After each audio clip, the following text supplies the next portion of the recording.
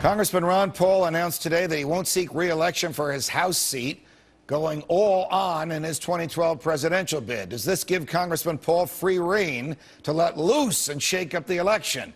Joining us now, Fox News political analyst and my good friend Kirsten Powers. Kirsten, it's a pleasure. Welcome here. Although I didn't expect we were going to be talking about this. This is a surprise. I know you must be so excited. Well, it's a surprise even to me, but I want your take on it. Does Congressman Paul's announcement that he will not seek re-election to the House of Representatives, he's represented the same district for 24 years now, free him up to run as a third-party candidate for president if he does not get the GOP nomination? What do you think?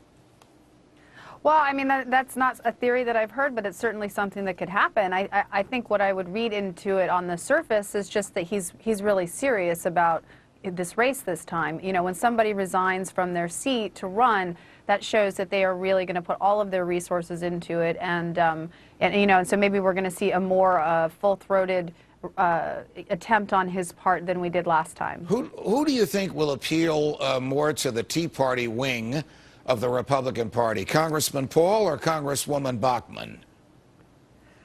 Well, Congresswoman Bachmann has already established herself really as you know, she's the head of the Tea Party caucus in the House, and she's very, you know, sort of considered the titular head of the Tea Party in the House, and I think she's very, very popular. But Ron Paul has a lot to offer as well. I think that he's also got a lot more experience, and he's somebody who has run before, so he has the experience also of running before, which I would never underestimate how important that is to have actually at least gone through one presidential campaign before. Do you think it is wise for Congresswoman Bachmann and Senator Santorum to enter into these written agreements of things to the effect of, we want to strengthen marriage by banning gay marriage, we want to strengthen marriage by prohibiting pornography? Stated differently, do they really believe it's the business of the federal government to regulate who gets married to whom, or what magazines or videos people watch in the privacy of their homes? Well, they certainly believe it is the government's role to do it in terms of gay marriage. I think they both support a constitutional amendment to gay marriage, so they definitely see it in that case. I don't know what their solution to pornography is, or if they're just opposing pornography.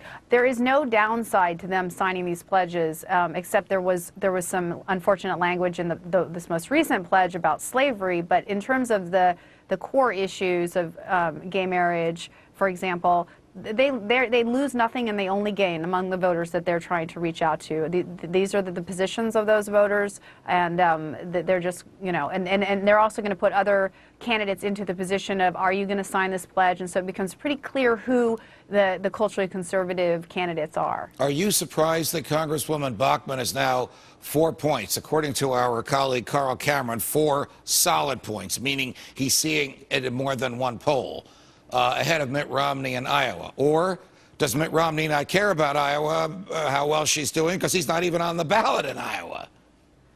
I'm not remotely surprised. I've always thought that she was a formidable candidate, but she also fits perfectly with the voters in Iowa. So you have to remember, you know, these voters are culturally conservative, largely evangelical. They fit absolutely perfect with her, and they didn't vote for Romney the last time around, so they're looking for a different candidate this time. Mitch Daniels, who's the governor of Indiana and who is not running for president, famously suggested about a year ago that Republicans stick to fiscal issues and issues of the government residing within the Constitution and let social issues be addressed at the state level. Is that advice being taken or rejected by the people who want the Republican nomination? Well, it's still so early. I don't think that we've really seen whether people are going to get into those issues or not. But I think that, you know, it's a Republican primary. You know, you have to assume that these issues are going to come up. It's not.